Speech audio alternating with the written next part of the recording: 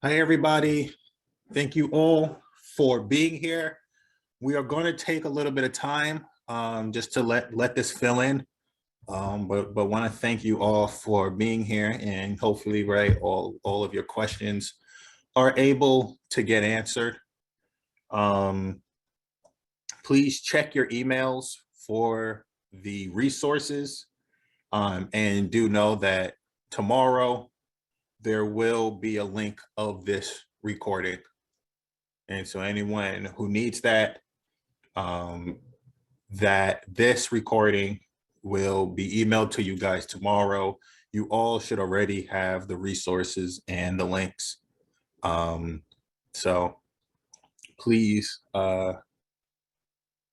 be sure to look at that and use it as a guide for yourself, all right?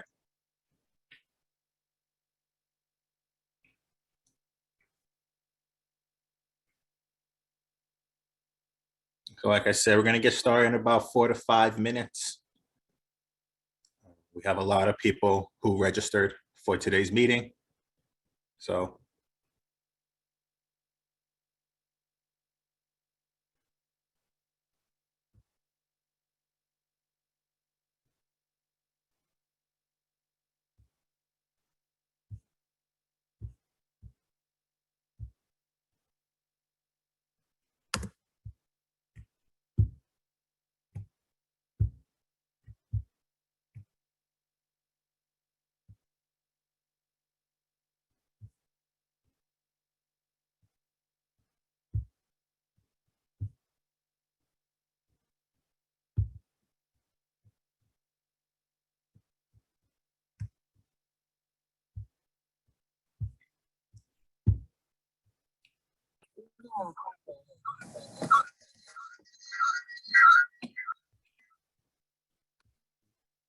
again, just want to remind everyone that we're going to get started in about 4 to 5 minutes. Want to really let people get in and make sure that everyone is here and able to get the info that they need.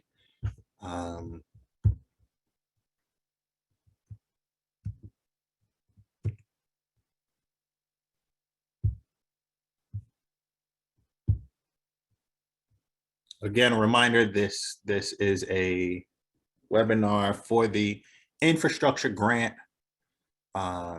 This is going to be in English with translation, in interpretation. There will not be Spanish interpretation for this meeting. The Spanish meeting was yesterday. Please do look out for the links and look out for the recordings for these.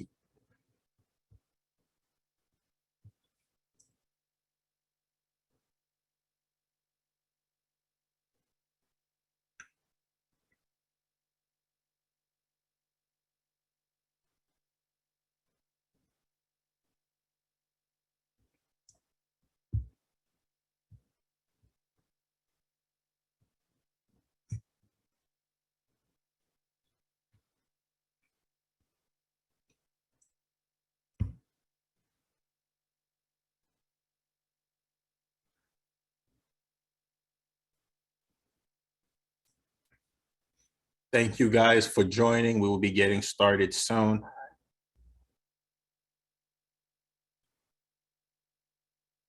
Welcome. A reminder that the resources should be in your email, and a recording of this will be sent to you guys via email tomorrow. So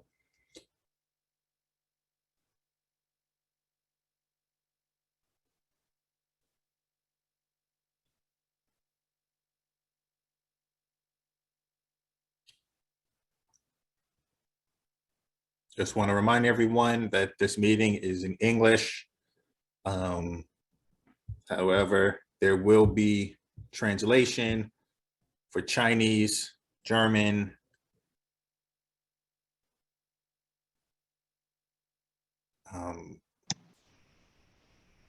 German is Arabic. excuse me, Arabic. Yeah, Cantonese, Mandarin, and Arabic. Cantonese, Mandarin, and Arabic. Thank you.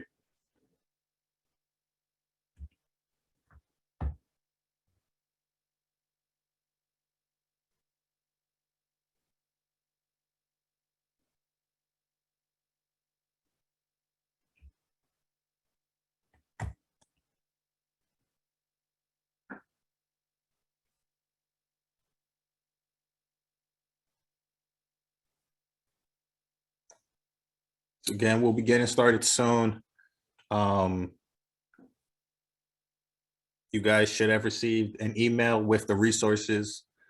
If for whatever reason you did not, please, right after this meeting or at some point tomorrow, be sure to reach out to your organizer and we can make sure that we get that to you. Again, this meeting is also being recorded and that recording will be available tomorrow.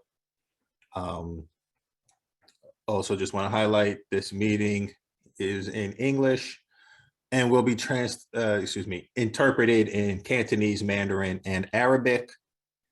All right. All right, I'm gonna pass it over to you, Ben. And please just know that we are going to be doing instructions in 3 languages. All right, so please be patient as we go through instructions for everyone. Great, thank you, Kevin. Good evening, everyone. And we have the interpretation service for this meeting. And I'm going to announce in English first. Everyone has to select a channel for today's meeting, even if you don't need interpretation. At the bottom of the screen, there is an icon look like a global, and you just click on it and select English, and then click on Mute Original Audio. Everyone has to select a channel for today's meeting. If you don't speak, please mute yourself. However, if you log in today with your smartphone, at the bottom of your phone, there's 3 dots. It says More. Please click and select the language you need, English, and then complete, so you can be in the English channel. Thank you. The following will be in Mandarin announcements. 各位好，欢迎来到今天的会议。今天的会议共有4个语言。如果您是收听普通话翻译，请您选择法语频道 French。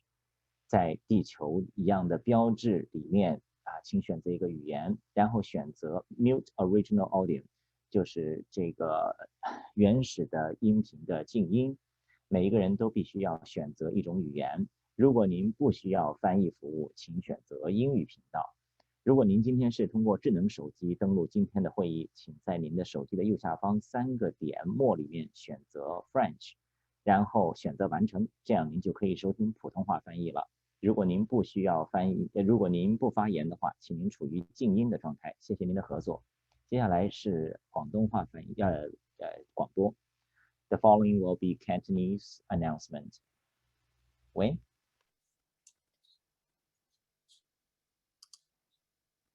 Yes, thank you, Ben. Here's the announcement in Cantonese. 喺今次嘅會議上，我哋將會提供廣東話嘅現場翻譯。如果你係想聽廣東話，請點擊 Zoom 螢幕右下方上面有一個地球標誌嘅翻譯按鈕，然後咧係選擇中文Chinese， 咁咧就係可以聽到廣東話嘅翻譯。如果你係通過 Zoom 智能手機應用程序加入嘅話咧，請點擊更多或者係螢幕右下方3個點嚟選擇語言，選擇語言翻譯，然後選擇中文 Chinese， 然後再點擊完成 Done。如果你係想聽口譯員而唔係原聲嘅話咧，請確保要點擊使原聲靜音 Mute Original Audio。每個人咧都必須選擇一種語言，請唔好停留喺默認嘅關閉狀態。多謝。This is the end of Cantonese announcement. Thank you.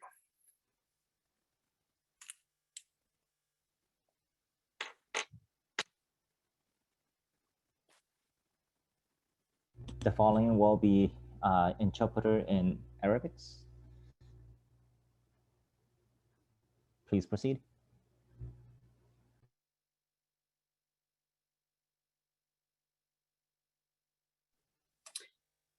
نحن نقدم ترجمة فورية باللغة العربية خلال هذا الاجتماع. إذا كنت ترغب في سماع ترجمة عربية، فرجاء النقر على زر التفسير في أسفل يمين الشاشة لهاتفك الذكي، وحدد لغتك في الزوم. سترى رمز للكرة الأرضية.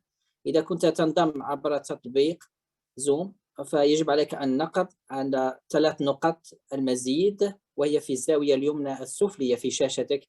حدد ترجمة اللغة، ثم اختر اللغة العربية وانقر على تم. إذا كنت ترغب في سماع المترجمين الفوريين فقط وليس المتحدثين الأصليين، فتأكد من النقر فوق كتم الصوت الأصلي. يجب على الجميع اختيار لغة لا تبقى في الافتراضي. اللغة العربية موجودة على القناة الألمانية German. شكرا. All right, thank you. This is conclude our instruction announcement in all 4 languages. Back to you, Kevin. Thank you. Again, really quick, just be sure to select the language that works for you. And with that said, we're going to get started with our meeting.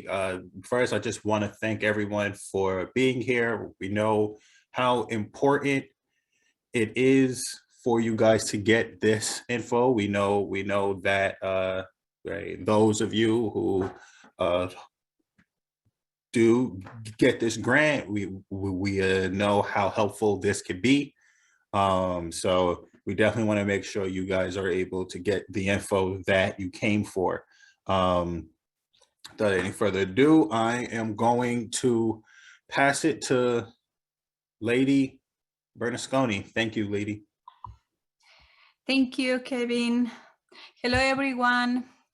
My name is Leidy, and I'm so happy to be here with all of you. Right now, we are about 531 people here. So I'm really excited to share all the steps of the application so you can get this, so you can apply. You're gonna be getting every little step, and I will explain what to put and also what not to put.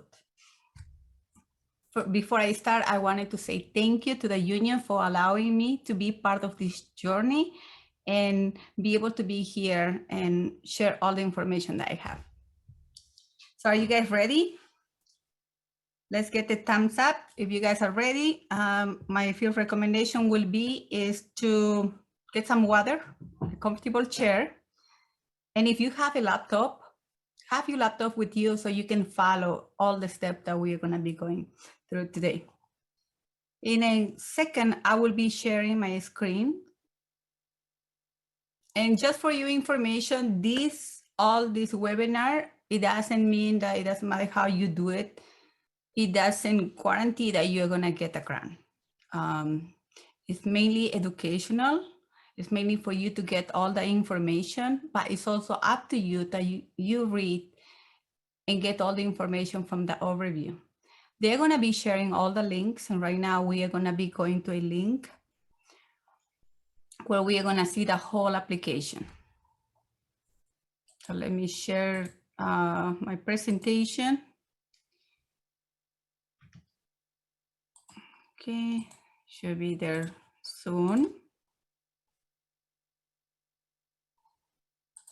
So this is gonna be a long video.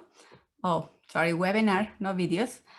And then at the end of this webinar, we are gonna be answering questions, concerns, any question that you guys have. Okay, can you guys see my screen? So this, the topic today is gonna be about the whole application for the infrastructure grant, minor renovation. This is the part 2. Last week, there is already a whole recording for the webinar. It was 2 hours and we went over the different steps prior the application. So you guys, for sure you got it done. If you register for this webinar, you got all the information. So I'm gonna just go over a little review from last week. But before that, I wanted you to know that today we're gonna be talking what do providers need to know before filling out the application, how to fill out the application. I'm gonna go step by step. And last, we are gonna do questions and answers. just for you to know who is eligible. Last week I went over this, so I wanted this time to bring up this information again because I still, some people, they have questions. And you guys are gonna get a whole copy of the whole presentation via email tomorrow. Now here is what providers need to know. There are 16 items that we need to be aware, and we are gonna go to the application and we're gonna be able to go one by one. Now, the first thing that I recommend everybody to have is a computer or a laptop. Why? Because you are able to see the whole grant there. Over your phone, you can do it, but it's hard to do it. You won't be more comfortable. Like if you use your phone or your laptop, it's better than laptop.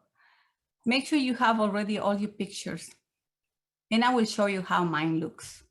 You need to have your budgets, estimates. And if you're asking for a reimbursement, you need to have all your receipts scanned already. Everything should be in a file like this. And I call mine CDSS grant file.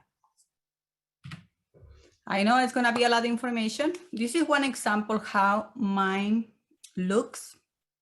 I'm gonna put this picture here. Okay, the window. Let me move this window. Oops, let me go back. I'm having some issues with this. Okay, so I'm gonna put here on the bottom. So this is how it looks when you have your DUNS number. Sorry guys, something is wrong here. Okay. So this is how it looks. My DUNS number, you can see here, it consists with 9 numbers. The sum is 12 numbers and letters all together. And as you guys can see, it says ID assigned. So if yours says draft, that means that you are not done yet. And there's a whole process for some that today I'm not gonna be talking, but there's a video coming up. It should be done really soon, anytime soon. Now, if you want to get your upload with document that you're gonna submit in your application, the best thing to do is go to actions. In action, you're gonna have the option that is called download. That's where you're gonna click and you're gonna get a whole page, save it and name it for your application. I'm gonna try to fix this thing. Okay, now it's there. Next, this is how it looks, the form that we are gonna use in one of the questions, and is the pay date record. And what they want to know is that you have your business in California. You need to have this done earlier before you apply. And last week we already went over this. If you have a design, this is how it should look, and your picture is how you look. And as you guys can see, I put 2 pictures in one. So there's a lot of question about the amount of pictures, and a little bit I will cover. Last week also we went over this. You need 2 contractors minimum.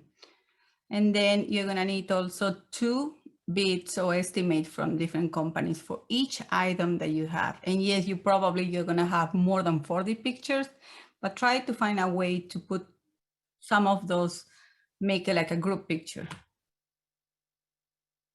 This is an example of how you can put 2 pictures together. You can also use, Microsoft Word, you can use a collage. There is many ways, there are many apps today that you can use and put different, many pictures in one file. And as you guys can see, I have 3 items here, and I'm putting 3 items in just one. And what I did is I screenshot this one from my shopping cart. And many people yesterday in the other webinar, they were asking, but how do you add the shipping? How do you add the taxes? The way you guys see here is because I had to create the account at Lakeshore and also a discount school supplies. So when you create the account, they're gonna ask you, where do you live? And that's how they calculate the shipping. So if you guys see here at Lakeshore, my shipping is about $394 with 48 cents. And plus the tax is $200. So this is how I have the complete total. Now this is picture from before. So if you are asking right now something, you need to provide picture from before, how your place looks. And then if you're asking for a reimbursement, you need to show a picture from the after. Keep in mind, if you're asking like a reimbursement, you won't be able to get money, like money back for the contractor, because you don't have a proof of 2 bids at this moment, but you will be able to get a refund for the items that you already bought. Now, the next one, this is one of the biggest questions I have the most. This is operating budget. This is one example. Last week, I already went over this and how it was. So today, I'm just showing you what I'm putting in the application. Each of them, they have a unique file. So I already separate them and I named it. So it will be easy when I do my application. Now the answer, one of the answers you guys are gonna see, and I'm gonna go back to this again. This is my total revenue minus the total expense. The answer here is what we're gonna put in one of the numbers, and I'm gonna focus on that a little bit more. This is the project budget and also the grant budget. Each of those, they need to be in a separately file, and we already been provide all these forms. So you guys don't have to be paying nobody to get these forms that already CDSS is providing us for free. And on top with the example. So how to fill out the application? Right now, we are gonna go to a website, and we are gonna be sharing that information so you can go to the right link for the application. Make sure you already scan all your documentation. Hey, Leidy, I'm so sorry to interrupt. We can't hear you. I don't know what happened with your microphone.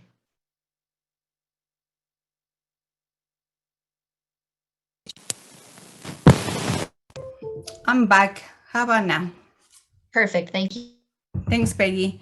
So right now we are going to be going to a website, and here on the chat, they're going to be posting the website so we can all go together to the right one, because I have here so many stories. You want to make sure that you are following the right, you're going to the right link. Make sure that before we go, you have all this information. You have a laptop with you so you can see exactly what I'm talking about. And then pictures, estimates, and receipts, and your big file. So now let's go and do the application. Are you guys ready? Let's see how many people are ready. We are close to 600 people right now.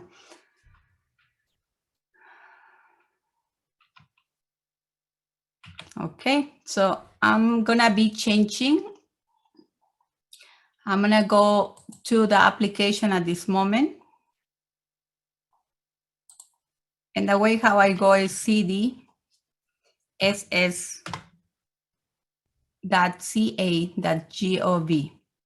And I'm gonna go all the way here. As you guys can see, if you have any doubts, if somebody on Facebook is posting about something that you think that is no the correct answer, or if you hear me and I mess it up or something, or you don't feel comfortable, your job is to make sure that you get all the information and you go and you do your own research, because this grant is for you. So how you know if whatever I'm saying is true? The best way to do it is to go and check the overview. Here they give us all the answers that we need. So you guys are gonna choose the for family, childcare, homes, English. You also have the Spanish. And then also here on the bottom, on the middle, first, second one, this one is the application. Can you guys see this page? So I'm gonna click in family, childcare, homes. And I hope you guys can see now the page that I'm gonna be opening. This is the application, and it's super long. Can you guys see now? It says here organization name, information. Okay, so I'm gonna begin. The first thing that they want to know is more about you. They want to know your name, your last name, They also want to know the name of your family childcare, exactly how your childcare is shows. So mine here shows Bernasconi Family Childcare or Daycare. You need to match exactly what your license says. Now here on the bottom, it says legal business name. It's gonna depend this if you are a sole proprietor or you are a corporation or you are a LLC. It's gonna depend whatever it shows in your taxes. In my taxes, it shows just my name. It doesn't show Bernasconi Family, Daycare, nothing. So I will put exactly to match what my tax return is showing. Now I already fill out this application because as you guys know, the time flies. We want to make sure that you are getting all the steps. Here is just your address, nothing different. So just put your address where you live, the zip code, and I'm gonna go a little bit faster here because you guys already know this. Phone number, your email address. If you have a website, you can put it here. If you don't, leave it in blank. If you have a small or large childcare, this is where you put. I have a large, so I'm gonna put here. This is one of the huge questions. Are we a nonprofit organization? Are we a profit business? If you guys get money, if you charge for your service, you are a profit organization. And that's not bad, that's good. We are making money, so it's good that you can say that you are a profit, for-profit business. Now here on the bottom, facility or ownership status. What they want to know if you are the owner or you are leasing. Now we are gonna go to the project. Here says the total project cost. My project is gonna cost $80,000. But the only amount I'm requesting is the $75,000, which means I will be paying the difference. But how about if yours is 100? You are gonna be paying the difference. But if yours is maybe, let's say 40,000, the only money that you're requesting at the moment will be 40,000. So it's also okay that you can request less. You don't have to reach that 75,000 like me. Now, this is where a lot of people were asking me. An operating budget is you program expenses and expect costs, income, estimated income over the course of a year. So I'm gonna go, let me see, I hope I don't lose you guys. If I do this, here. Can you guys see a Excel? Can you guys see this information? It's one page. No, we actually didn't move with you. Sorry, lady, if you can stop your screen. Okay. How about now? Can you guys see the Thank you. Excel? Okay, good. Let me know if you guys cannot see something.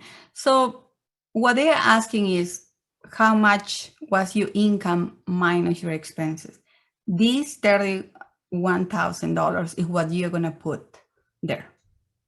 So you need to calculate how many kids you had last year and then subtract minus all the expenses that you need to have so you can keep your place open. I'm gonna close this and I'm gonna go back to this. So here says annual childcare program operating budget. As you guys can see, I already put mine. This is how much at the end I had or is left. Can you guys see now? I'm back to the application. Unfortunately, we didn't follow you. Okay, now Great. I'm back to the application. Yes. So I believe every single time I switch, there is like a glitch there. Okay, so now let's go back. I hope everybody's clear on this. You have to get this information from your operating budget, which is you must do it. Some providers were asking me, can I do it? Do I have the choice? No, you don't have a choice. You need to do it. This is one of the requests for you to get this information. Now the next one, they want to know how many kids currently you have. Yesterday, some providers were saying, but I don't have no kids at this moment. So say that you don't have no kids, just put 0. It won't affect you at this moment. What they want to know if you are in the business and if you are still in business. So they're going to have to make their decision based on what you put and based also on the priorities. So in my case, I only have 1 child under 18 months. I have under 19 to 60 months, I have 10 kids. And then at school age, I have 3 kids with a total of 14 kids. Now here, they want to know more about what kind of clients do you have. So there are many programs that I haven't heard before. I live in Palmdale, so over there we only have stage 1, stage 2, stage 3. But for you, for sure, this video or this webinar is going and spreading everywhere in the whole California, north and south. So we want to make sure that you guys just need to read what kind of subsidy program you are serving at this moment, and you have to put here the number of the kids that you have. For example, me, stage 1, I have 1 child. Stage 2, I have 4. Stage 3, I have 6. Foster families, which is a bridge program, I have 2. And there's other programs like the YMCA or some other subsidy programs. And from there, I only have 1. The total is 14 kids. Now, the next question they're asking, how many kids are you going to keep if you get after the renovations and repairs of this project? So if at this moment you have 14, this is the number that you're going to put. If you have at this moment 8, you're going to put 8. Now they want to make sure here how many after the renovation and repair of the project, how many people or how many workers are you going to keep in your program? I have 2 employees plus myself. So here I'm going to put 3. But what happens if just you, the provider? Here you're going to put just number 1. Now let's talk about the priority factors. A lot of people were telling me and asking for the past 2 weeks, do we qualify if we don't have subsidy families? You can still apply, but it's going to be up to CDSS to make the final decision. We don't know how they're going to choose, but they are always telling us that they are going to focus mainly on providers who are serving kids 0 to 5, low-income families with subsidy children. That's how they are going to do their vote, and they're going to grant to a provider whatever is their decision. It's going to be based on the priority factors. So there are many of them, and we are so lucky because there's many options. I only did a check on a few that will apply to me. And let's read here. This project does not have any permit requirements. So if your program requires a permit from the city or licensing, at that moment you have to apply, you have to check here. In my case, I'm buying only things that doesn't need a permit because I really want to get this grant. But every necessity of each provider is different and is unique. So you want to make sure that here you're going to click whatever applies to you. Now in the next it says, this project is only requesting for purchase of equipment. That's me. So if that is you, that's where you're going to just put check here. Next, minor renovation would prevent the revocation of childcare license, facility license. So sometimes licensing comes and they ask you, I need you to redo this area or put a new fence or something like that. So if licensing is telling you that they need to repair the area, that will help you to continue keeping your license. So you want at that moment to click there. Now this program serves to children with the state subsidy. So if you have any kind of subsidy families, that's what you're gonna check. There are also the low income families who provider doesn't have infants and toddlers. So if you are a home provider, for sure you have at least 1. You are gonna check here. There are many more options. So on your own, I would like you to read each of them to see which one you qualify. You want to make sure you have many of those. if this applies to you. Now, how we are going to use the funds? This is one of the biggest questions that everybody has. What can I buy? What can I not buy? Here is very, what they said is that we need to use all these funds for renovation, repair, modernization. So it's not saying that you can go and get a new childcare. It's not saying that you can go and open a center. Well, or maybe building a new room. What they want is you to spend this money on something that is going to renovate and repair your place. So for example, if in your backyard you don't have grass, now you can have that. You can ask for a landscape project, or you can have maybe a cover, but something that won't be a huge and big project. Why? Because that will be for the next one. Now let's talk about the examples. There are many examples here. Look how long is just the options. So when you are ready to do your application, I recommend you to read each of them. In my case, I want to get fixed equipment, which is a washer, dryer, refrigerator, dishwasher, and stove. But they also have non-fixed equipment, which is an air purifier or dishwasher. So if that's what you want, you are going to click here. I also want a security system. I want a green building standard upgrade, landscaping, flooring. Now, if you want a ventilation, you can just click here.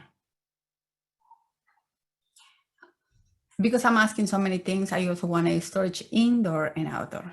Just make sure you have 2 bits for each of those things. So here you guys can see I'm asking like about 10 of them. So which means I need to have 20 pictures just on this section. Now, also there is examples of emergency mitigation.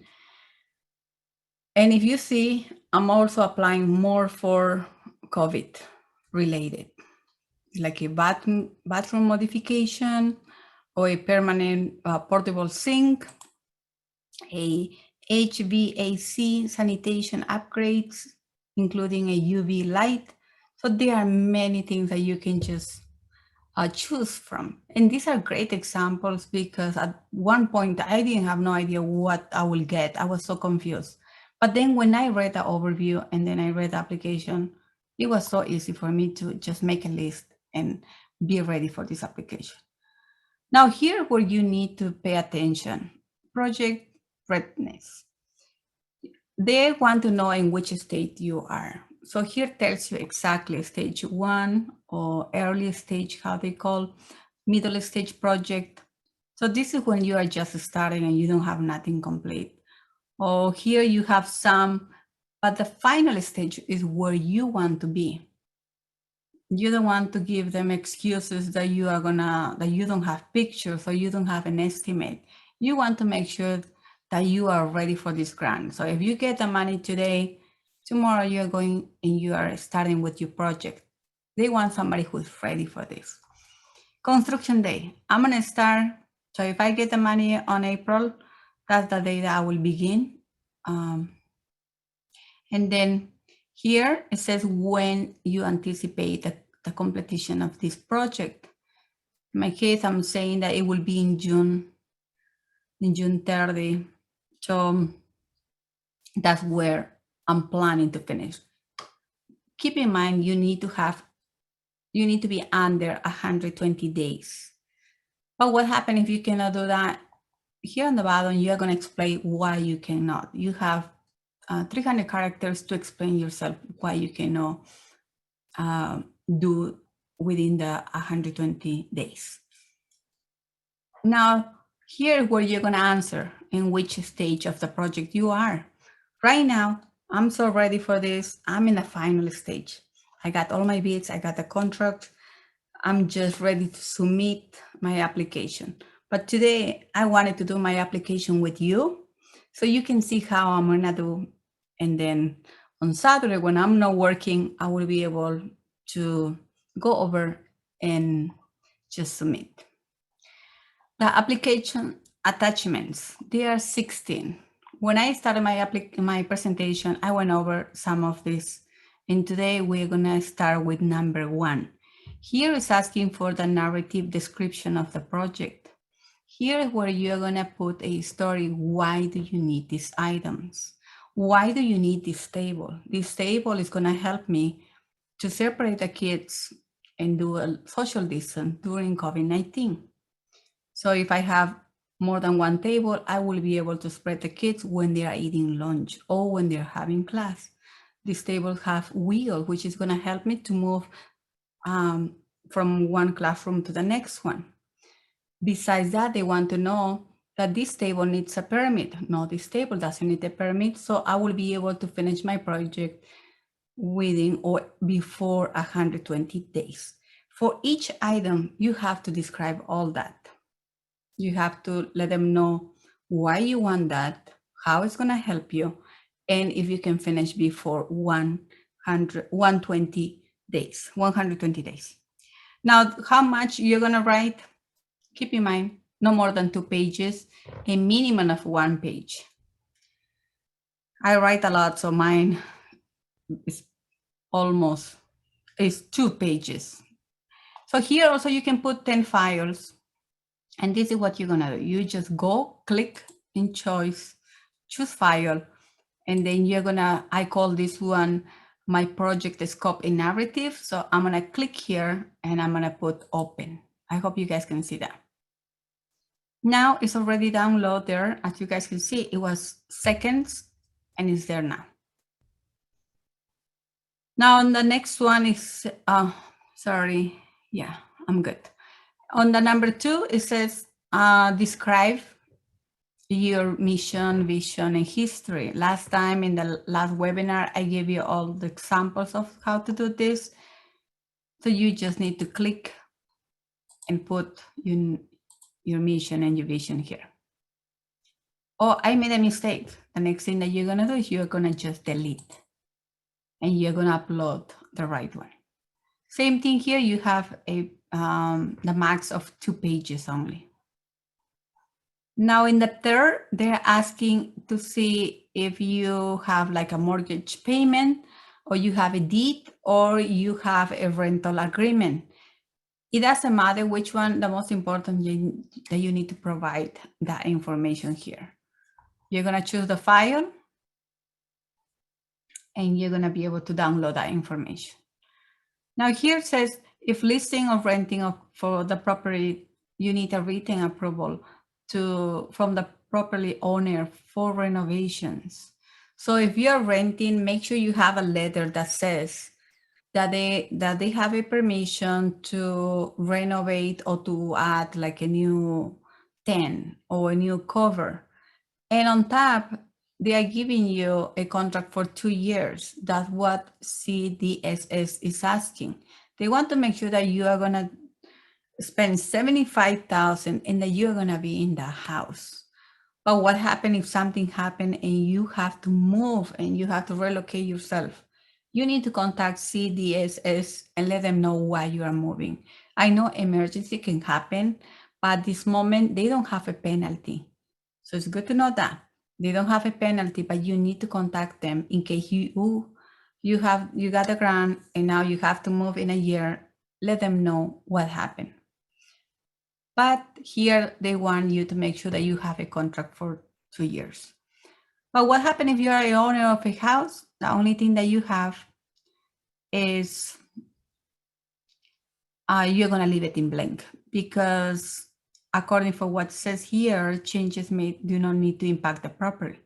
Now, what happened here if, for example, you're only buying a refrigerator, a new stove or something like that, you are gonna just waive it. But if you are a owner of a house, this area is gonna be in blank. You don't have to need to click here, nothing. Now in the next one, it says, here they need your license, number 5. This is where you're gonna put your license. And how you find mine, I made, as you guys can see here, a CDSS grant folder. And it's so easy if you guys check Daycare license. So I go to Daycare license, I'm gonna open this file And now my daycare license is there. The next thing, yesterday I made a mistake about this because the translation was wrong in Spanish. And I was happy that one of you told me about the translation that it was wrong. So here what they want to know is that you're gonna put the information of your childcare number. This is where you put the number. They already gathered the file. Now they are gonna compare and they're gonna have your facility number here. Number 6. This is where you're gonna put your Schedule C. Questions about the Schedule C. If you don't have a 2021, you can put a 2020. That will be valid and they will accept the 2020 tax return. And if you are a corporation, the only thing that you have to put is UK1, which is the Form 1065. That is the information that you are going to be uploading here. So now I need my, so I'm going to be uploading mine. I need to find under Schedule C. So as you guys see, it's so important to name them. Otherwise, you're going to be saying, where is it? There are so many files. So mine is called the Schedule C for my childcare. And that's where I'm going to be putting the information. How do you guys feel? We are number 6 and we have 10 more to do. Okay, let's continue. Number 7. Due to the federal funding requirements, the applicant should be registered with the System of Award Management, SAM, the famous SAM. Here where you're gonna put the page that I showed you early. And I'm not gonna go there because it takes time. It's a page where it shows your DUNS number, also shows your 12-digit letters and numbers of SAM registration. So if you have that, just print the page, save it, and this is the information that you're gonna upload here. If you don't know how to get it, you go to this, you click here, and that's gonna take you to the whole registration, which is SAM.GOV. And I hope we can get the link here in the chat so you guys know where to go. Now, this is one of the biggest questions, number 8, the most famous question. So number 8, it says, if the applicant is a non-public entity, the applicant should be registered with the Secretary of State and provide proof. So number 8, we as a childcare, we are not a public entity. We are private. We are not a non-profit organization. So if you are like some corporation, they are non-profit, you're gonna be able to find that information here. The only thing that you have to do is click here and you're gonna be able to print the proof. So if you are a sole proprietor like me, you are a non-public entity, what you're gonna do here, nothing, leave it in blank. Don't waive it. Because if you do, what you are saying is that you are an organization of a public entity. So again, if you are a sole proprietor like me, you are not a corporation. So the only thing that you're gonna do is you're gonna leave it in blank. Now, if you are a nonprofit organization or you are a corporation, the best thing to do is you go to business search. I would love to show you guys this, and I hope I don't lose this part. So let me show you. Here it says to access and print proof of your active status, visit the California Secretary of State. So right now, many of you guys, I know we have different kinds of business. We are all childcare providers, but some of you guys are a corporation. So I'm gonna go here. I'm gonna click here, and this is gonna take me, can you guys see it?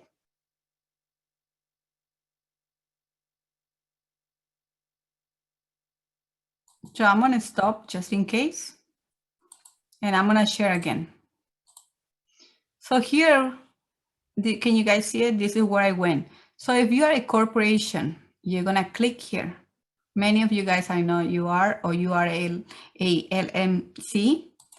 And what you're gonna do is you're gonna click here, You're gonna put the name of your business, of your corporation, and you're gonna search. And this is how it shows that your status is active. And then you're gonna click here and you're gonna be able to like print your certificate of status. And here also is a PDF. That's where you find the information. But if you are not a corporation like me, I'm gonna go back again to the application and I will share again my application. I'm gonna go back to number 8. I'm a non-public entity and I'm just a sole proprietor. I'm not a corporation. So if you are not a corporation here, what you're gonna do, leave it in blank. They already know I spoke with CDSS and I asked them about what should I do. So they told me just leave it in blank. You're good. Why? Because they're gonna know if you're a corporation or not. But if you are a corporation, you need to go to this site. Need to click here, please. Otherwise, you are good. You won't be able to qualify for this. Now, next, number 9, here saying that if the applicant is registered a nonprofit, tax has to be accepted status with the IRS. The only thing is that you have to do here, if this, in my case, I waive it because I'm not a nonprofit organization. I'm a profit. So if you guys are making money, you are a profit and you just waive it. But if you are a nonprofit organization, I have met with many of you and you told me that you are a nonprofit organization. Here you are gonna download the proof, which is the form 501. That's where you're gonna download. But if you are just like me, who doesn't have a corporation and who is a profit organization, I charge money for my service. So I'm gonna just click here and waive this. Number 10. Number 10 is mainly for the pay data record, which is the form STD 204. Last week in the last webinar, we talked about that form. That form, they only want to know if you are from California. If your business is in California, they're gonna ask you for your tax ID or your social security. They're gonna want to know if you are a corporation or no. So all the questions, it's just one page and it's so simple to fill out. You're gonna save it. And the next thing that you're gonna do is you're gonna upload here. Now here, next to, there is a blank one. And what you're gonna do is you just click here and you fill out, save it and upload. Don't waive here because you need to have this. So in case you are a government entity or business, this is where you're gonna click. But I'm not, so I'm not part of any government entity. I just have a small business. So let's go to 11. Here where you're gonna put all your design. So if you are gonna be, let's say like me, I want a landscape on the front of my house. So I'm gonna choose this. As you guys can see, on this section, you are able to put many pictures. You have up to 5 files that you can put. Can you guys see mine? This is all the design that I want to show them how is my vision. How if I get this grant, how my place is gonna look.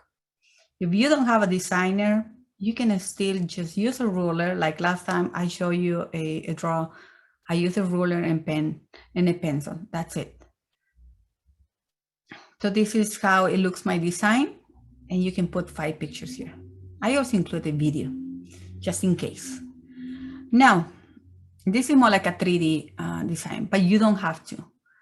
But what happens if you only want, let's say, a refrigerator, a washer and a dryer, and maybe new paint? You don't need a design for that. Just leave it this in blank. And what you're gonna put there is, this project does not require architecture drawings. So here where you're gonna click. In my case, it doesn't require, but I do have the option. Now, what happens if you don't have your design yet? So you're gonna click here. You want to be ready for this grant. So you want to have it we still have about more than 10 days, way more, like 15 days. So we want to make sure that right now we get all this together. In the last webinar, we went over everything that you need. Now is the time to apply. Now is the time to submit and upload all the information and see and do the last touch. Number 12 says bid of construction costs. Here they want to make sure that when you are getting a contractor or when you are getting all the estimate, that this person has insurance and that this person is paying their workers at least the minimum wage of, like in California, that they are not making them work for free because CDS is, they don't want to take the responsibility. And I understand that. So that's why when you speak with the contract, ask them, may I see your license, please?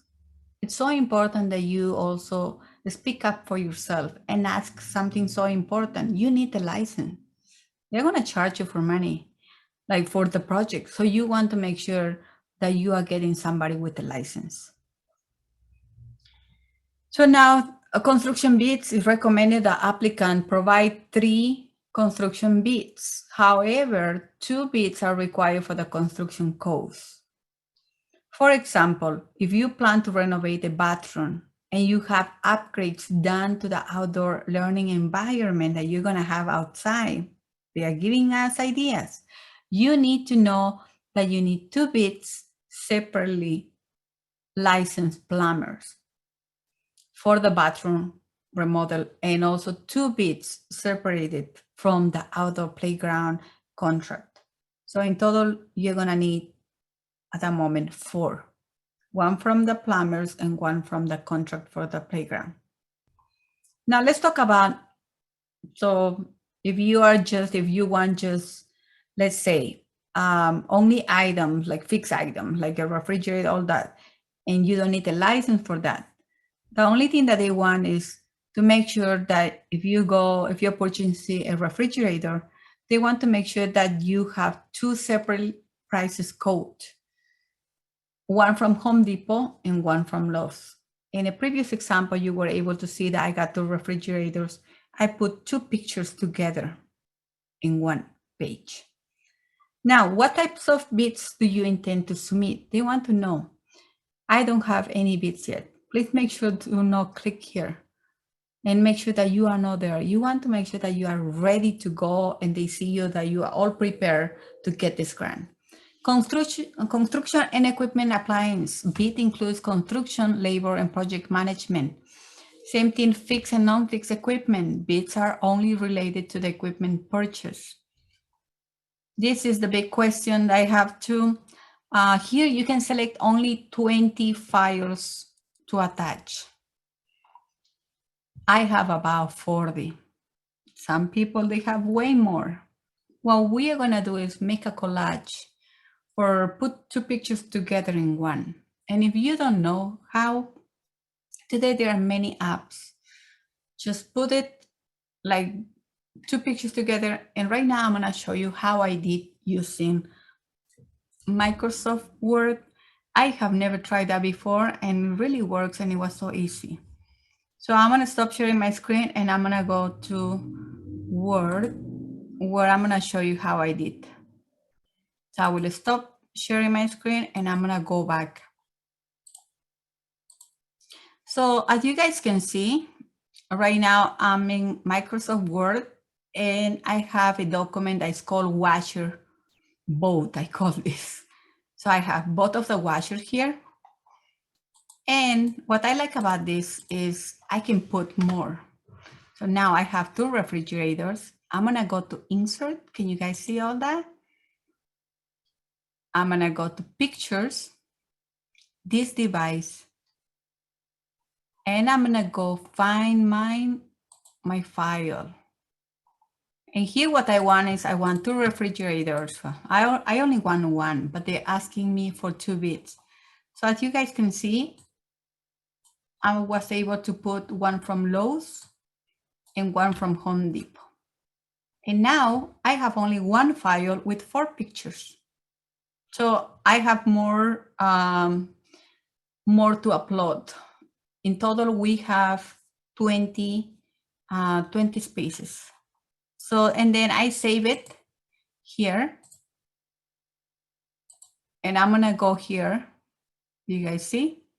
Here it says select up to 20 files to attach. So if you have 40 pictures like me or 60, try to find a way that you can incorporate many of them and put just in one file, but separate them. You need to include 2 bits of refrigerators, washers, dryers. If you are buying a vacuum, 2 vacuums all together. And the only thing that you're gonna do is you're gonna choose file. So I will go and I will say, look, here it shows the washer boat. So I have 2 washers. You can name it anyway. I was just playing here. And how now here says you may add. Okay, I'm gonna go back to the application. Can you guys see the application now? And here's telling me that you may add 19 files. So I was able to upload here 2 pictures of one item. So I hope this part is clear. You can put up to 20 files and have a way to find an app or a program that will help you to put more pictures in one. Now let's go over the 13, which is budget. This is where it was a lot of questions about this: operating budget, project budget, the grant budget. Here they want to make sure that you have a operating budget covering your current fiscal year. Also, budget should be specific to the program project site.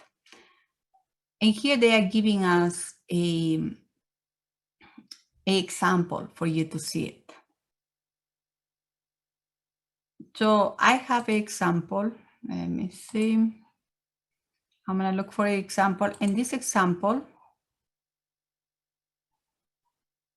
now we're going to go to, I'm going to share again. And I'm going to show you how it looks at your operating budget. Earlier, I was able to show you all this.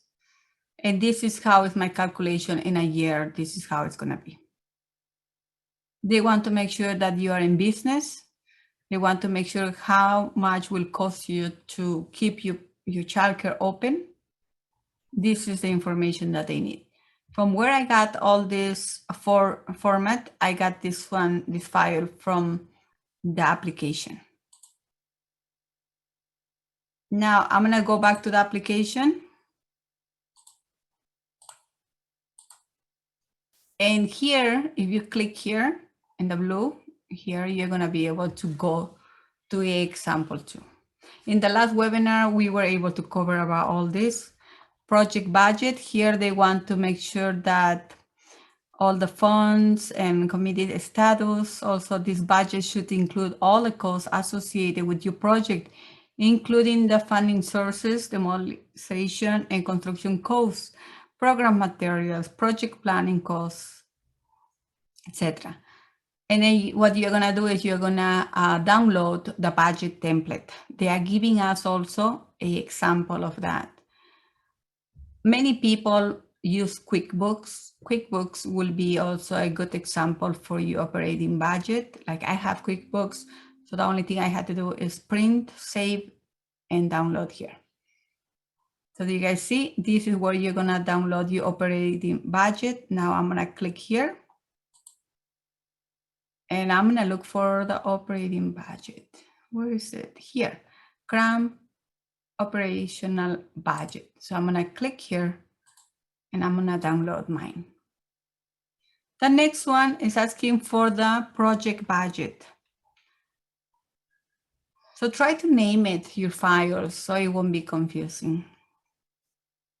So the next one will be this, and the last one will be my grant budget. So now I'm gonna upload my other one. Let me see. Operating budget. So this is my project budget. So the project budget is completely different. And in the last webinar, I was able to go step by step what means on the project budget. And the last is mainly a list. So I'm gonna upload right now my list. Grant items list, I call that. And here what they want to know is how much you're gonna spend, which store you're gonna choose, how much is the cost, and how much is the total. And as you guys can see, you can put up to 10 files. We don't need up to 10 files, we just need one. But if you have more than that, like some people, they have construction and also they have the items. At that moment, you will have two different ones. 14. The 14 is mainly for people who already did the job earlier, before August 1st, 2021. And now what you're asking is a reimbursement. So if you have done a big project last year, this is the time that the only thing that you're gonna need is a receipt. You're gonna need also pictures, before pictures.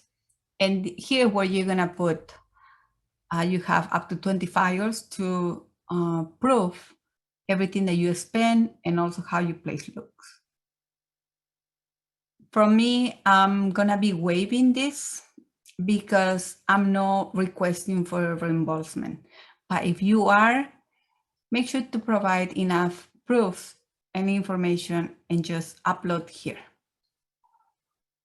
Number 15, before photos of the school. So they want to make sure how your place is looking before photos. So they want to know how, for example, I'm asking for a landscape outdoor in the front of my house. So I will show pictures of how my place looks at this moment. And you can put up to 30. So if you are gonna be doing your backyard, they want picture from your backyard. If you are gonna be, let's say, if you have a broken refrigerator, take a picture of your broken refrigerator because they want to know more about the before photos. Also here says photos should include the exterior of the building, front and outdoor areas. Photos should show the full room. So don't be showing just one little piece. Show everything, the full room, especially the areas where for which you are seeking funding. In here you can put 30 pictures. Now, number 16, upload any of these documents that if you have them for your project, like for example, a site evaluation, if licensing or your analyst needs to come to your childcare and they need to give you a visit because you're gonna be making a huge change, or the city where you live, they're gonna come, they're gonna check the place, and they're gonna give you a permit, site plans, floor plans, building evaluation. So anything, all this is where you're gonna put here. Construction costs. So this is where you're gonna be putting all that. And you can select up to 10 files here to attach. I'm not doing nothing with the permit. I don't really want at this moment licensing to be coming or the city to be coming to my house. So what I did is I just play safe because I want this grant not to require any kind of permit. Now in the second one is something completely different here. So I just checked waive requirement. But if you are changing something big in licensing, they need to come, or the city, they need to come and give you a permit for one construction or renovation or repair that you are doing, make sure you upload the information here. We are almost done. Can you believe it? It's more than 1 hour, but we are done. Demographic information. Here they want to know how old you are. I didn't want to give my age, but okay. But you can also, if you don't want to give your age, you can say prefer not to answer. So I put under here, and then are you disabled or no? So I put no. Are you a military service member or veteran? So if you are, check here that you are active. Are you a female, male? They want to know about your gender. I put that I'm a Hispanic or Latina, Hispanic, Latina. But if you are a different ethnicity, you need to put here. If you are not Hispanic, also check here. They want to know if you are part of a member of the LGBTQ plus community. So I put no, because I don't have no idea what it is. And then last, this is where you want to have most of the checks, because this is where they're going to be evaluating a little bit more about this. Why? Because they want to make sure that if they are going to give you the grant, that you're going to be, this project is going to preserve, enhance, expand spaces for children's age from birth to 5. So this is not for school age children. This is focused on kids 0 to 5. Also, they want to make sure that the grant funds are necessary. Undertake this project. Yes, they are. They also want that the applicant has a site control through the 2 years. Remember, if you are leasing, make sure you have a contract from your lender that is giving you at least 2 years term, that you're gonna be able to serve the kids 0 to 5. That you're gonna be in that same house for 2 years. And I already explained what happened if you cannot be there for 2 years. You never know, emergency can happen and you have to be relocated home. Now with this fund, project will not be having funding gaps and construction can be immediately started. Yes, you want this project to start ASAP. So as you guys can see, I put a check to all of them because this applies to me. Each of us, we are completely different. So make sure you read carefully in each of those from this section. Last, we are done. You're gonna type here your full name. You're gonna read the terms and conditions of this grant. You're gonna agree. And if you are not ready like me to submit this application, you're gonna just save draft.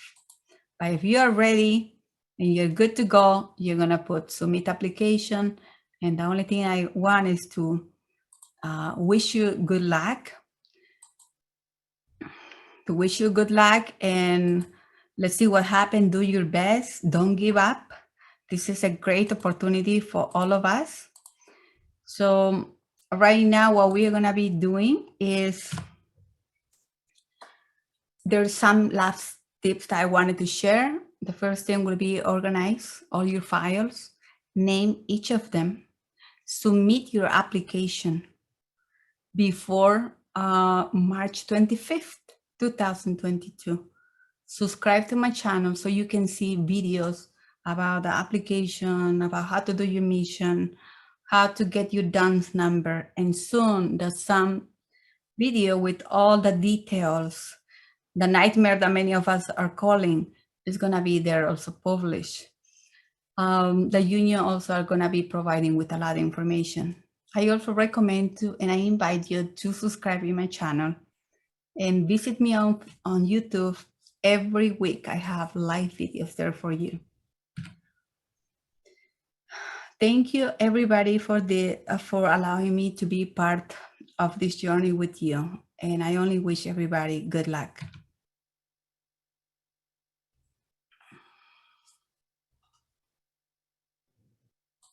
Thank you so much, Leidy. Celeste, are you with us? Hi, everybody. I hope everyone's doing well. So, Leidy, thank you so much for all this information. It was amazing. I know that it can be very overwhelming, right? Because it's a lot of information, but be patient. Leidy did share where we can find more information, and all of you also will receive an email tomorrow where you will have the link to this recording. Okay, now with all of this and all this great information, right, you know that it was possible because of all of us getting together, right? All childcare providers. So we need to continue, you know, this unity, right? We need to continue staying together and continue to fight for what we believe in and continue to fight for what we deserve. So how many of you today are ready to join CCPU if you haven't already? Let's raise our hands. We also have in the chat a link that you can follow in order to join CCPU. We are more than excited to welcome you on board and have you be a part of this great family and all the great things that happen here with us. Peggy just dropped the link once again into the chat. Go ahead and open the chat or the Q&A, and you can go ahead and tap the link there and join us. Let's fight together, because when we fight, we win, right? Peggy, I'm gonna pass it on to you, honey. Thank you, Celeste, and thank you, Leidy. I am going to take the rest of this time to do a Q&A with Leidy. So I am going to start with some questions that we got in the Q&A document, not the document, but the Q&A box. So Leidy, here's a quick one. Do you know if and you don't have to give any answer you don't know the answer to. And Rudy is Leidy's husband and also really knowledgeable, so feel welcome to either of you pipe in. Do you guys know if solar would be covered in this grant? I know I did not see it listed in the application guidelines. Can you repeat again, please? Yeah, is solar something that you can apply for? Solar panels? Okay, solar panels, many providers are asking the same thing. You only need to justify how that is going to help children 0 to 5. So if you have a great answer, a good way to explain how it's going to help those children in low-income family, you will apply. But in our last meeting, they told us you just need to let us know how it's going to help children 0 to 5.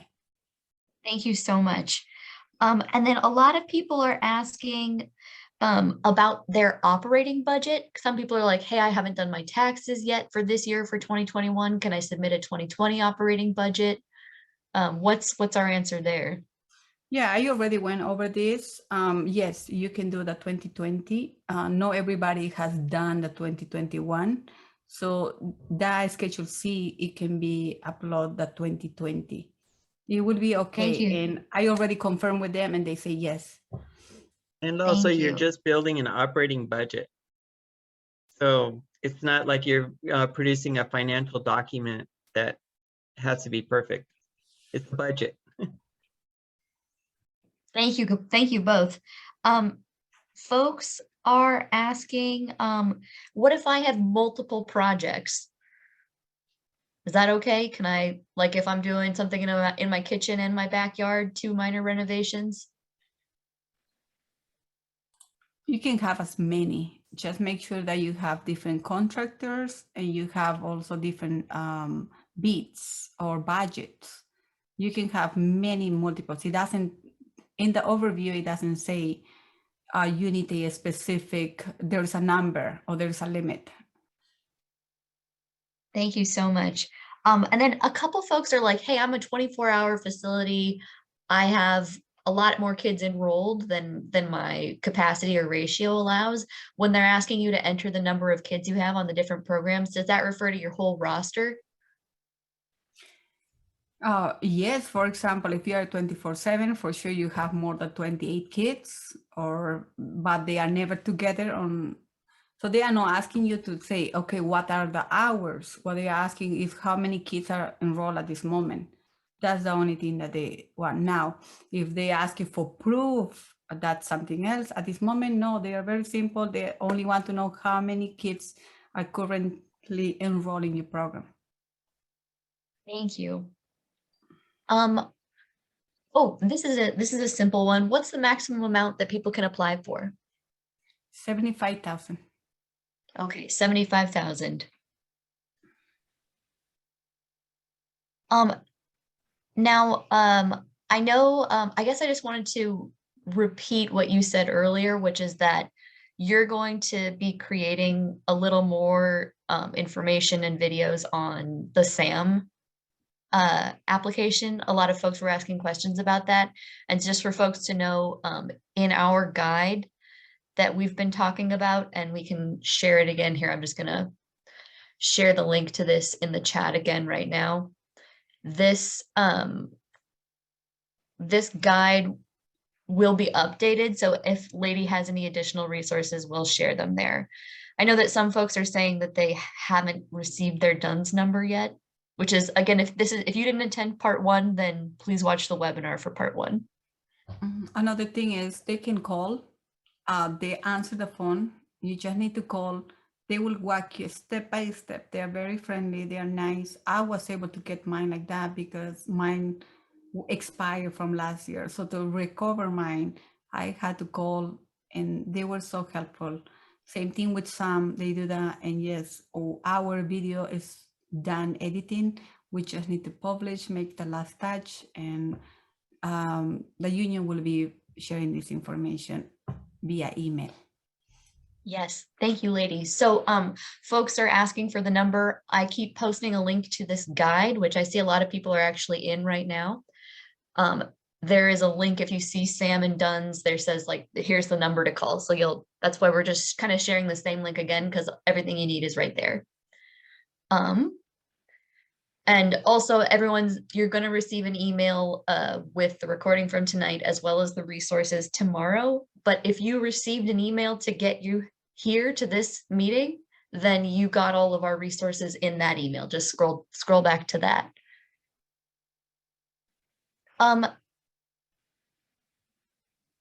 I think there's so many questions about this. I think it'd be helpful to hear it again. Folks are just asking about the prevailing wage and contractors. You said that so clearly, but I thought maybe you could repeat it just because I think it's really important. Yes, so when you guys are getting a contractor, make sure that this person has a license. Ask them, can I see your license? Because I want to make sure that you are the right person for me. If they tell you my license has an issue or I don't have your license, call somebody else who has. This grant is requesting that. It's not an option. You need to have somebody with a license, and there are many. You just need to Google, like I put AC, and so many came up. I called 6 of them. Only 2 of them show up, and only 1 of them gave me an estimate. So I'm gonna continue calling until I get another person. I call many of them. They need to have a license. Now, if you find a contractor and they have a license, they need to be able to pay their people the minimum of what the California wages requires. So in this case, will be between $14 to $15 per hour. That's what they want. The CDSS, they don't want to take the responsibility because they can get in trouble if somebody else is doing you work for less than a minimum wage. They don't want to be taking that kind of responsibility. So it's up to you to find the right person who is going to do the job, and this person needs to have a license. Thank you. And then there's I know that you actually walked through this already, but folks are asking, I think it went pretty quickly, about if you're a corporation, and the question number 8 on the application, would it be too tricky for you to go back and refer to that? If not, we can skip it and we can just ask that person to. Yes, I can go over. Let me see. I'm gonna remove myself from.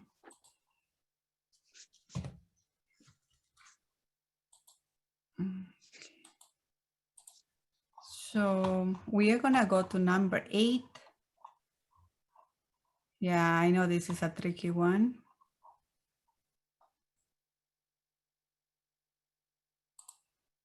Okay, I'm gonna share my screen, and now you guys are gonna be able to see number 8. Here, if you are a childcare provider and you are a non-public entity, we are public. I'm a sole proprietor. I do a childcare. I'm public. So this doesn't apply to me. But if you are a corporation, if you are a LLC, you need to get your a form. And somehow I apologize. I click this link and I will erase this information because, as you guys know, if you are a corporation, you're public. So in my case, I'm not public. So here my answer will be, you need to just leave it in blank.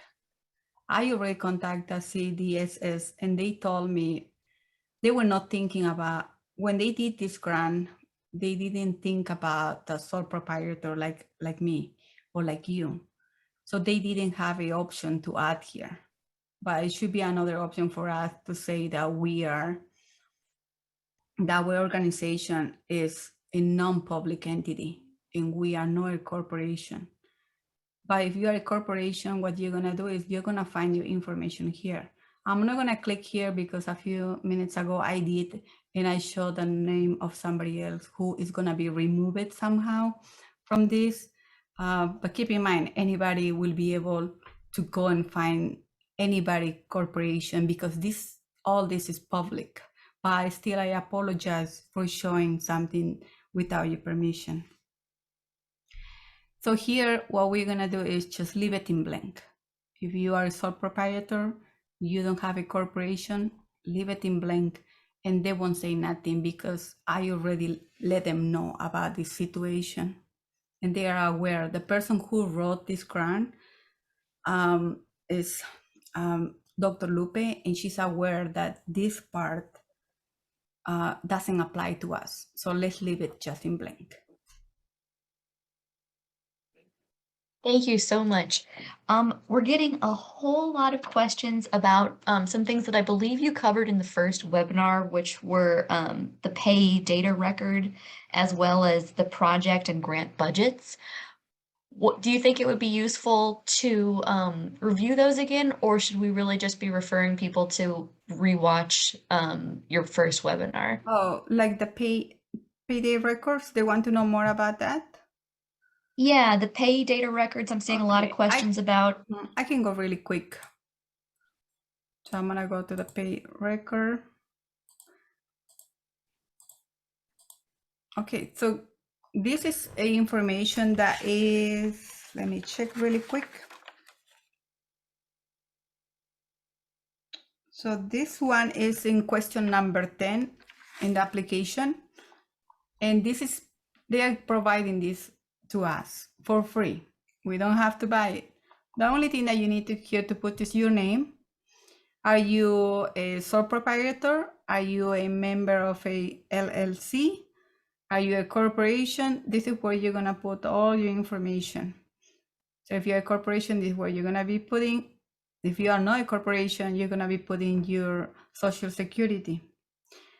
They want to make sure that you are from the state of California and you have your business operating in California. Last, you're gonna put your signature, your title, name, phone, and email address. You're gonna save all this information and you're gonna download that in question number 10 in the application. So I'm gonna go back to the application. Yeah. It was something else, Peggy, beside that? Yes. Here's a quick question. Is this grant taxable? Anytime we get money, we need to declare that we got the money. But keep in mind, if you get 75,000, but you are spending 75,000 in the renovations, repairs, at the end, you're gonna have zero to pay. So there is no reason for you guys to be concerned about this. You get the 75,000, but you are also using the whole 75,000. That is gonna be 100 tax deductible. So there's no things to worry about this. Get the grant, please. That's the only thing I beg you. Get the grant and then spend all the grant used to fix your childcare. You're gonna have 100% deductions. zero to pay. Thank you. And then we have a lot of questions about both from homeowners and renters. Again, I know this is something that you went over last week, but is it easy for you to kind of break down the different requirements, or even just to refer people to where they can find those for what you need if you're a homeowner versus a renter to show proof of, residence that Yes. you're. For example, if you're a homeowner, the only thing you're gonna need is your deed. What happens if you don't have a deed? And like one person, for example, she told me, I don't have a deed, but I'm the person who is making the payments every month. So now you have your mortgage payment. That is proof that you are paying and it's in your name, the payment. So that's what you can show. But if you have your deed, that's the best option. Now, if you are renting, you want to make sure that you have a contract, an agreement from the landlord saying that you are renting and that you're going to be there for 2 years. That's a request from the CDSS, and that's what they need from you. They want to make sure that you are going to be putting $75,000 in a house or a home or an apartment where at least you're going to be a minimum of 2 years. I hope that answered the question. Yes, thank you so much. And I wish we could get to every single question. We are doing our best, and I'm keeping an eye out for the ones that I kind of keep seeing again and again and again. Would you take time, just because I think I've seen the questions so many times, to show us more about the budgets? I know you walked through like where you would upload them on the application, but I think it was the previous webinar that you actually went through them. Yes, the budgets, right? Yes, please. Yeah. And just for you guys to know, all this was recorded. So I know because I got also my email because I registered on this. And I was able to see the whole recording. And the good thing with that, I was able to stop and see exactly all the slides and everything. And the best thing, you can print it too. So I'm gonna be making this bigger. This is how it looks, the operating budget. This is a calculation that I did over the year. But keep in mind, normally a budget is something that you are estimating for the next period, for the next whole year. You can also use from last month. I used it from last year. Why? Because it was more complete. I'm sorry, I used from 2020 because it was more complete for me. And that's the information is here. They want to make sure that you are including all the subsidy children that you have, how much you're getting paid. I get paid every week from CCRC and also from my private families.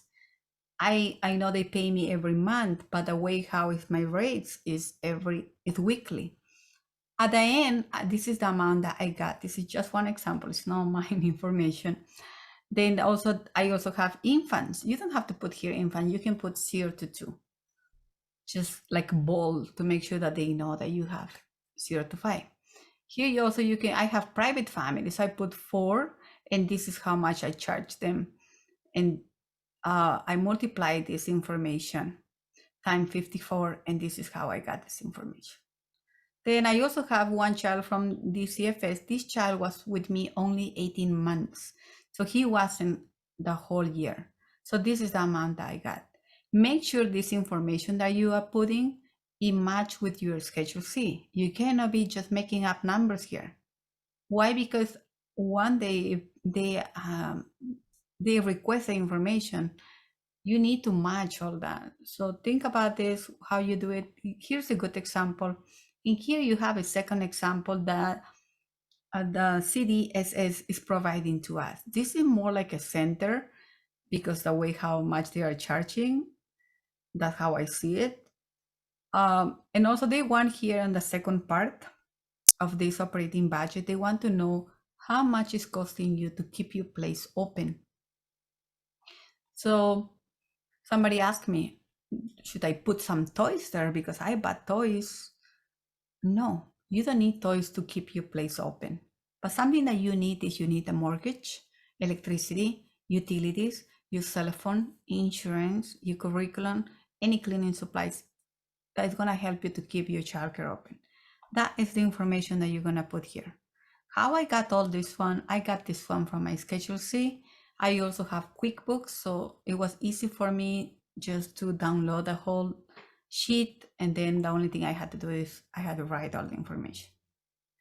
Now, I'm gonna go, there it says annual childcare program operating budget. Here's what they want to know: how much is your revenue and how much is your expenses. You put this amount minus, you subtract this amount. Here is gonna give you a result. This is the information. Mine was about 31,000. That is the information that you're gonna put in the childcare program operating budget. That is before the grant amount request. So now I'm gonna go to the next one. These are the other budgets. This is a project budget. Here, if somebody is giving you extra money for these repairs, or you have extra cash, this is where you're gonna put. But what happens if you don't have none? So you're gonna put 0 here. In this section, you're gonna put mainly about construction. So for example, if you are repairing the bathroom and this is the labor, this is where it's gonna go. Also, here says line 3. Make sure this line 3 matches with this, with the grant budget. So they are talking about line 3. So if you are changing something here, make sure it matches with this. That's why they put it line 3. Now on the bottom is mainly about the equipment. So if you're gonna be fixing your bathroom, here you put the labor, how much it's gonna cost you, and here you put all the items that you're gonna use, like for example, a sink, a toilet, anything that is gonna be for the bathroom repair. Last is the grant budget. And this was to me the easy one to do because you only have to list all of them. I have about 20 items. And then I chose only one vendor. I know they're asking 2 vendors, but here choose your favorite one. And then you're gonna put the amount. Here I have about 70,000, but keep in mind, you can request 75,000. Okay, I don't think there is more. Thank you. That's really helpful. And so now when folks, if someone's like, well, where do I find an example of this budget while I'm filling out my application? When they're in the actual application website, it'll link to examples. Is that right? Yes. So right now we are gonna go back to the application, and I'm gonna show you exactly from where I got each of them. I will open, the only thing is you guys might not see it because when I open a new page, you guys are not able to see it. So right now I am in number 13, it says budget. So operating budget is the first one. And here you guys can see, like here in blue, in a blue text, you're gonna click. And I will try to open and I hope you guys can see the results. Yes, we followed you. Oh, great. So this is what you're gonna see. And I know sometimes the other day I tried to open in one of the webinars and it didn't open, but later on I try again and it did open. So just persist a little bit. Okay, I'm gonna go back to the application. Can you guys see this? Yes. Okay, so here now it says project budget. And all the way here on my right side, you're gonna see a budget template. So they are really nice with us. They are giving us all the tools that we need. There's no reason for us to be paying nobody. Everything is there for us. Now, here is also a sample project budget with numbers. And here's just one in blank for you to do yours. Some people also are able to separate construction from equipment. So here it's only giving us 2. And when you see line item number 1 is referring to the grant budget. So as you guys saw, in mine was showing 20 different ones. So depending on what you're doing, you have to kind of like match line number 20, 19. It's gonna depend. But here's an example more. Yeah, so now let's go back to the application. Now let's do the grant budget. Same thing here, they are giving us a template. And that is the same template I use for mine. This is mine. As you guys can see. And they're giving us a example in sample A2. You can see here the whole example. If you go to attachment A2, it's gonna be in blank. And here's the example. So they want to know how much is gonna be the construction, how much is gonna be the bathroom items like sinks, toilet supplies. Just we are talking about bathroom renovation, if that's what you're doing. Let's go back to the application. Did I answer all the questions, Peggy? You answered all of my questions. I'd love to take the last 15 minutes to let folks actually ask questions live. So the way this will work is, I mean, we already have so many people in the queue that I'm just going to be going based on folks that came, but I'm going to select you and then you'll have to come unmute. And if you can be as concise as possible so we can get to as many questions as possible, we would really appreciate it. So Can we I'm do gonna one per person so more people can Yes, ask? yes, thank you. One question per person. That's a great addition. Okay, I'm gonna call on Victoria Moneyhun. Please unmute yourself. Yes. Hi. We hear you. Okay. I'm in a desperate need of a bathroom. Okay. I have 9 kids going, doing potty train, and we really need a bathroom in the house. I have 3-bedroom, 1-bathroom house with a very small bathroom, and I really need a small bathroom to add to my, mainly for the kids to use. What's your question? Oh, you didn't hear me? Well, you said you need a bathroom. Is that your question? Yes. Is Lady, is a bathroom a cost that could be covered by this grant? If it needs to be repaired, yes, it is. And I believe Rudy can explain to us a little bit more about this. It really comes down to being able to say, like, are you adding a room, you know, like for this bathroom? Is there going to be structural changes like on the walls where you got to build the wall and make it stronger, you know, for code requirements? There's too many variables to just say yes or no. It should be covered, yes, but there's too many other things that could make it no.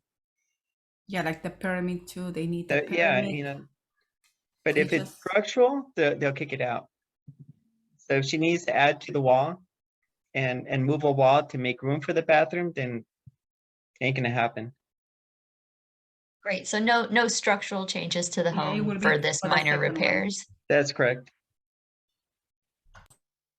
And also I had another question from folks. If I apply for the minor renovation and repairs, will I also be able to apply for the later one about major repairs?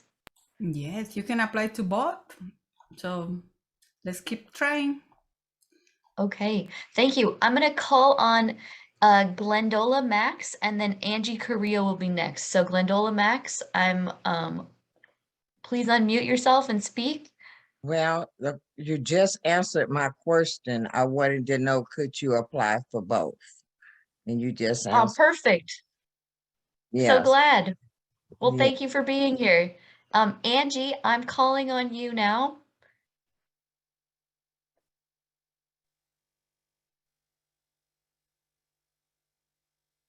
Angie, it looks like you're unmuted, but I don't hear you.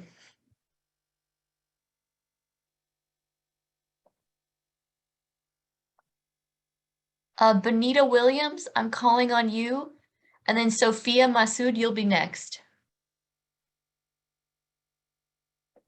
Benita, you're on mute.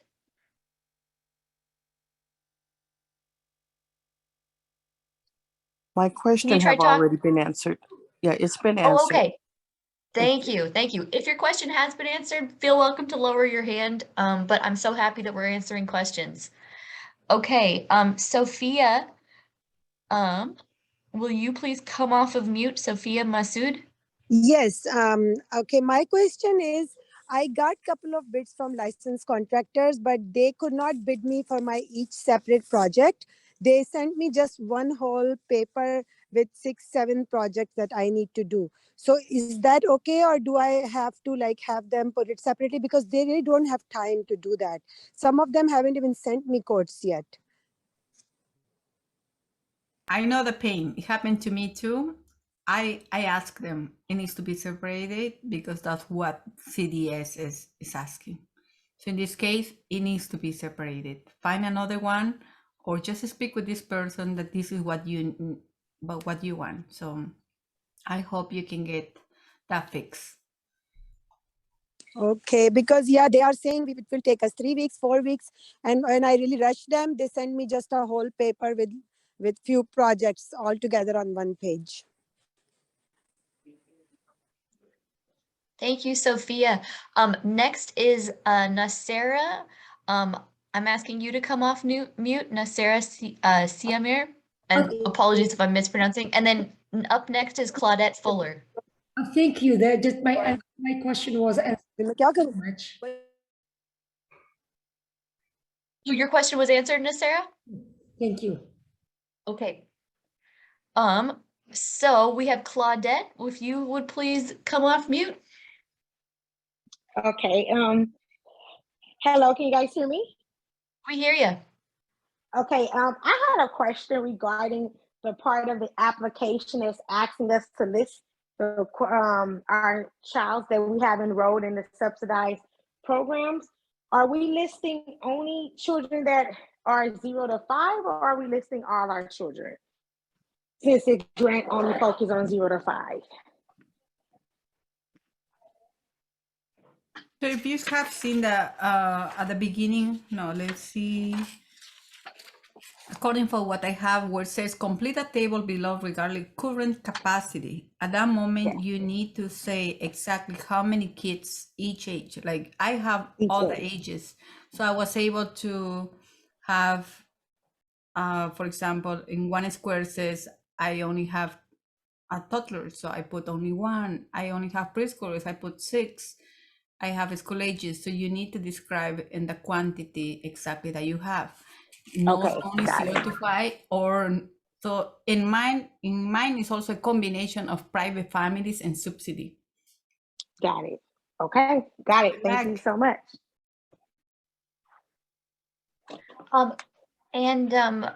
Up next is Kathleen. Can you please unmute yourself, Kathleen Singleton? And Sour Andrews, you're next.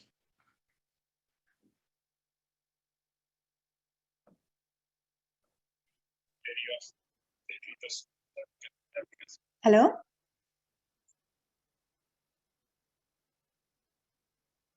Sour, is that you? Please feel welcome to speak. So here, yes. Or Sue. So here, hi. Sue. You know, I'm calling regarding the question under the payee data record again. On the form, it says number 6, like to send application on some address. So are we supposed to do this section on number 6? Because she didn't mention anything about it, lady.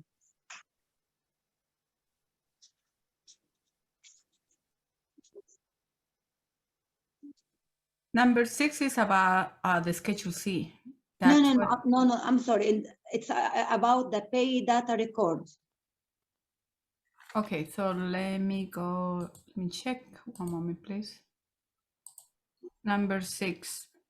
Oh, on number 6, you are gonna leave. Here says, please return complete form 2. Department office. So what the address? Did you send any address? Doesn't say anything. Oh yeah, let me see. Let me read here. So on the bottom here says it gives you is 2 pages, one with the form, one with application. So Peggy, can I share this really quick so they can Please. see it? So now this is a form STD 204. Here's the form, but here is also the description of everything that we need to do. So this section must be completed by the state agency requested, so not by us. You just finish in number 5, and they are gonna complete this information. So just number 5. Okay, and Yeah. save it. And Rudy, do you someone- want to add something on this?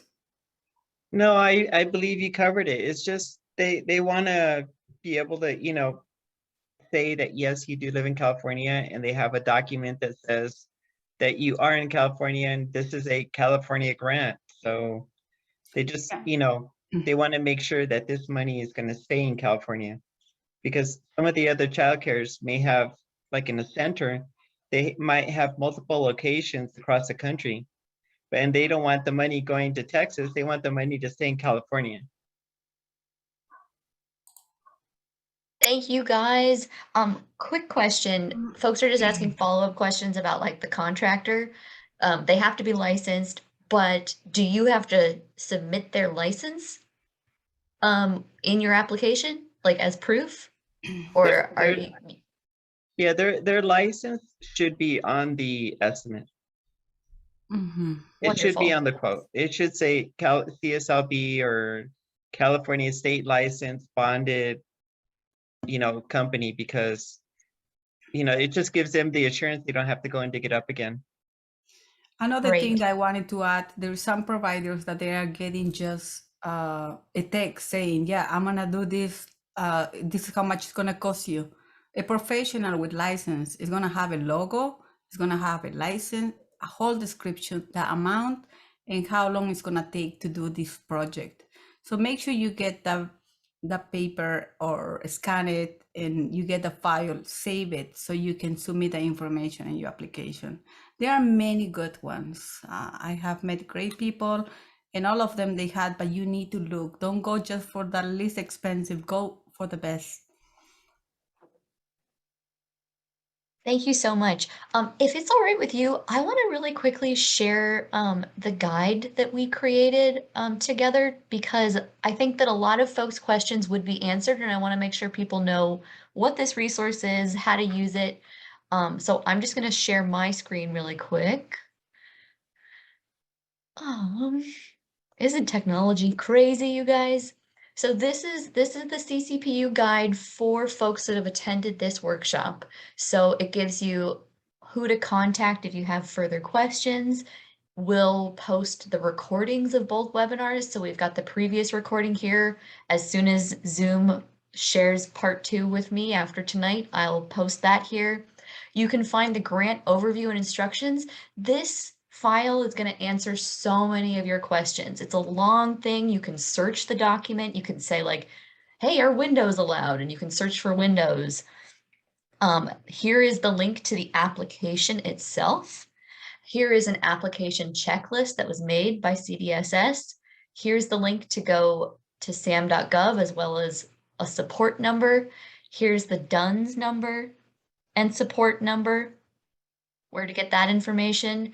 You can find Leidy made an awesome checklist for this grant, so you can click on a link to hers. You can see more videos below. So this is, I just wanted to share this resource. And again, I'm gonna pop, yes, link to this page coming now.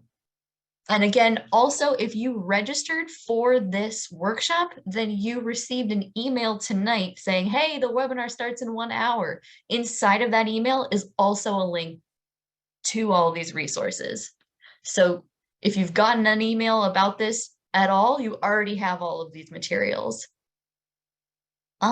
We have 4 minutes left. Could we try to take another question, or you exhaust one more? Great. Okay, let me, Kathleen, I asked if you were available earlier. I'm here now. Oh, great. Okay, give us your question. So I'm a little confused on the prevailing wage requirement. Because if I printed out the paperwork and on the general assurances, number 16, it says public works construction projects are defined as prevailing wage. And so prevailing wage and minimum wage are two completely different things. So do they Well, have to be quoted as prevailing wage or minimum wage? it needs to be, you know, because depending on the type of work you get done and the type of contractor you bring in, they will have different prevailing wages. And you need to make sure that, number one, I would leave it on the contractor. If he's licensed and bonded, that really falls into his court. And the only assurance that you need is that, you know, somewhere's in there, you know, on your contract with him, that it says that he's gonna take care of paying prevailing wage. I wouldn't take on that responsibility because, you know, honestly, we don't do his payroll. But if he says that he's doing it and he's willing to put in writing, I you know, how can you keep track of what prevailing wage is for all the different projects? I think that would be too hard for a private person. Okay, so you're saying it doesn't have, because I'm having a hard time finding contract or landscapers to come in and give me a bid that do prevailing wage jobs. So I can just have a regular landscape contractor come in and give me pricing? If he's licensed and bonded, I think you would be safe. Yeah. You know, if it would be even better if he would put it in writing that he's paying prevailing wage, but it's hard enough just to even get a quote. So, you know, it's been tough out there. And then, you know, like my wife said, you know, they send you text messages with quotes. I mean, come on. It's hard. Just license, I believe, will be the only thing. That's what we cover in the Yeah, other licensed webinars. and bonded. Right. Hey, I'm Bill. I'm Kathy's husband. But prevailing wage and minimum wage are two different things. Is the grant requiring prevailing wage? Because prevailing wage can be like 40% more. It's got to be the prevailing wage, but you know, what can you do if that's what the requirement is and they're willing to pay for it? You know, we're just passing the money through just like they are. You know, probably have to call, you know, what is it, that big company Penno or whatever? They come out and do landscaping, you know. The other option will be is to contact the CDSs. I will be contacting them tomorrow. And thank you so much for this great question. As soon as I know, I will be posting that information on Facebook on the page of the union. That's where I'm gonna be putting the information. If you guys have other better questions, you guys also can follow the union. That's where right now I'm sharing a lot of information. Thank you for your question. Wonderful. I just want to respect everybody's time. Thank you so much, Leidy. Thank you, Rudy. You guys are an amazing team. Thank you so much to our 6 interpreters for their hard work. Thank you for attending. You can find a link to Leidy's Facebook in the guide that we've posted many times. But thank you all, and you'll receive an email tomorrow. Good night. Thank you, Thank you, Peggy.